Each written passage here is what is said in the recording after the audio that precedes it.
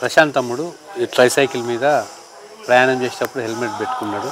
మనం చూసినాం, చాలా సంతోషపడ్డాం, ఆదర్శం అని మాట్లాడుకున్నాం. మరి అట్లా ఈ హ్యాండిక్యాప్స్కి ప్రభుత్వం ఇచ్చిన ఈ ట్రైసైకిల్తోని చాలా ప్రాబ్లంలు ఉన్నాయన్న విషయం మనకైతే తెలియదు. వాళ్ళు ఫేస్ చేస్తూ ఉంటారు. కానీ ఆ సమస్యను ఎవరికి చెప్పుకోవాలని తెలియదు. ఎన్నో ఇబ్బందులు పడ్డారు. ఇప్పుడు నాకు వర్షంలా కనబడితే ఏంటి తమ్ముడు ఎటు వెళ్తూ ఉన్నామంటే, అన్న పెద్ద ప్రాబ్లం మీద వెళ్తూ ఉన్నా, బండి ఛార్జింగ్ లేదు అని చెప్పిండు. అసలు ఆ ప్రాబ్లం ఏంది, 12 కిలోమీటర్లు ఇల్లందుకు ఎందుకు వచ్చిండు అన్నది తెలుసుకుందాం. ఈ సమస్యను అధికారుల దృష్టికి పట్టుకెళ్ళి దాని పరిష్కారం కోసం మనవంతుగా కృషి చేద్దాం. ఆ సమస్య ఏంటి, ఎందుకు ఇల్లందు వరకు రావాల్సి వచ్చింది, ఎక్కడికి వెళ్తా ఉన్నాడు, ఎందుకు పోతా ఉన్నాడు అన్నది కూడా మనం తెలుసుకునే ప్రయత్నం చేద్దాం. నాకు ఇచ్చేసి 3 నెలలు అవుతుంది బండి. నా బండి ఛార్జింగ్ మొన్న ఛార్జర్ పెడితే ఛార్జర్ నుంచి పొగలు వెళ్ళినాయి. అంటే ఎందుకు, ఏమైనా కరెంటు ప్రాబ్లమా మీ ఊర్లో? ఎట్లా కరెంటు ప్రాబ్లం ఓకే, అంత ఛార్జర్ ప్రాబ్లం కావచ్చు. కాకపోతే STR అవన్నీ ఏదో పోయినాయని చెప్పేసి ఒక మెకానిక్ దగ్గరికి పోతే చెప్పిండు. అది ఇక్కడ దొరకట్లేదు మ్యాక్సిమం.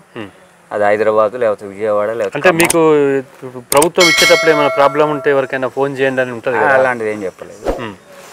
కస్టమర్ కేర్ ఇట్లాంటివి ఉంటాయి. కస్టమర్ కేర్ ఉందిలే, కానీ అది వాళ్ళు వస్తే అమౌంట్ ఇవ్వాలి. మాకు వచ్చే మేమిడి బతుకులకి మనకి ఇబ్బంది అవుతుంది. ఓకే, కాకపోతే ఇక్కడ ఫ్రెండ్ అన్వేషణ ఉన్నాడు. అయితే ఇప్పుడు సైకిల్ పొగలు వచ్చినాయి, చార్జర్ నుంచి పొగలు వచ్చినాయి. ఓకే, వచ్చింది. చార్జర్ ఏమైనా పని చేయట్లేదు? ఇక ఛార్జింగ్ లేక చిన్న పాయింట్తోనే అది ఆక్కుంటా 12 కిలోమీటర్ల నుంచి వస్తాను. ఇక్కడ మీరు కలిశారు.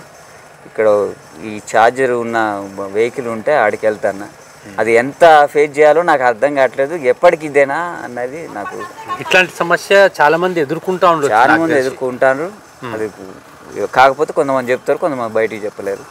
ఇది మాత్రం దీనికి నువ్వు ఇప్పుడు దీన్ని ప్రభుత్వానికి మీ తరపు నుంచి ఏం కోరుతావు? మా ఏరియాలో ఒక ఇల్లందు మండలంలో ఒక టెక్నీషియన్ని, ఈ బండికి సంబంధించిన టెక్నీషియన్ని కానీ ఛార్జర్లు కానీ ఇంకేమైనా ఉంటే పెట్టమని కోరుకుంటాను ప్రభుత్వానికి. గవర్నమెంట్ కంపల్సరీ ఇట్లాంటివి చేయాలి. ఎందుకంటే ఇస్తాను కానీ పోతే ఇబ్బంది అవుతుంది కదా.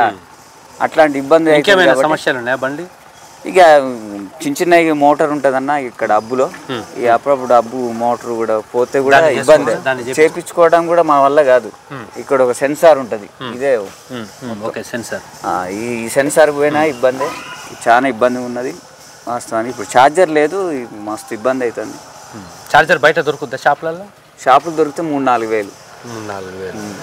ఓకే, దీన్ని ప్రభుత్వం ఇక్కడ ఏమన్నా మీకు ఒక సర్వీస్ సెంటర్, ఈ మండలం సర్వీస్ సెంటర్ మండలానికి ఉంటే ఇట్లాంటి బండ్లు ఇచ్చినందుకు ఎలాంటి మాలాంటి వాళ్ళకి ఇబ్బంది లేకుండా ఉంటుంది.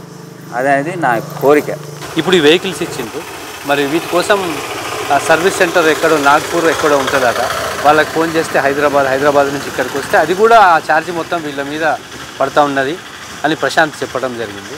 ప్రశాంత్ సూచించేది ఏంటంటే, మాలాంటి వాళ్ళకు ఇట్లాంటి ఏమైనా సమస్యలు వస్తే మండల స్థాయిలో ఒక పర్సన్ను కావాల్సిన మెటీరియల్ అంతా సరంజామా సమకూరిస్తే మాకు అనుకూలంగా ఉంటుంది, మాకు ఎలాంటి ఇబ్బందులు ఉండవు అని చెప్పి ప్రశాంత్ చెప్పడం జరుగుతుంది.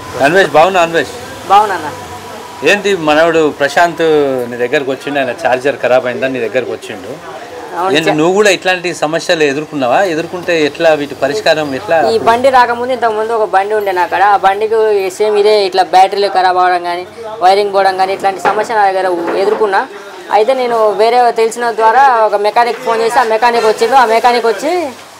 ఆ మెకానిక్ వైరింగ్ అంతా చూసి దీనికి 10,000 రూపాయలు అవుతుంది అని చెప్పి ఆ వైరింగ్ కానీ, DC మోటార్ కానీ, దానికి సంబంధించిన బ్యాటరీ ఛార్జింగ్ ఎక్కేది కానీ 10,000 రూపాయలు తీసుకొని చేసినాడు. ఆయన కంపెనీకి సంబంధించింది కాదు, ఆయన సపరేట్గా ప్రైవేట్ వ్యక్తిని. అంటే మీకు గవర్నమెంట్ ఎవరిని ఇక్కడ ప్రొవైడ్ చేయలేదు. ప్రభుత్వం తరఫు నుంచి బ్యాటరీకి సంబంధించిన, ఈ బండ్లకు సంబంధించిన మెకానిక్ ఎవరైతే ఉన్నారో ఆయన ప్రభుత్వం తరఫు నుంచి ఇక్కడికి రావాలి.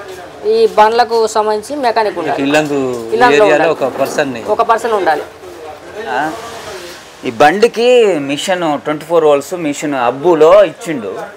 దాన్ని రొటేట్ కావడానికి, అదే మొత్తం బండి నడిపించడానికి. దాన్ని టైర్ ట్యూబ్ తీయాలంటే వైర్లు ఉన్నాయి. ఆ వైర్లు క్లిప్పులు లాంటివి కూడా లేవు. అంటే పంచర్ అయినప్పుడు టైర్ ట్యూబ్ ఏమన్నా వేయించుకోవాలన్నా ఇబ్బంది.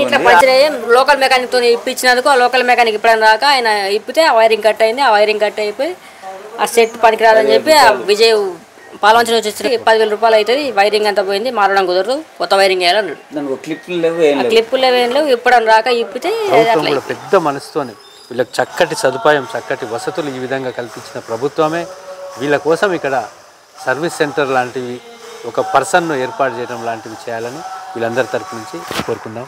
Thank you.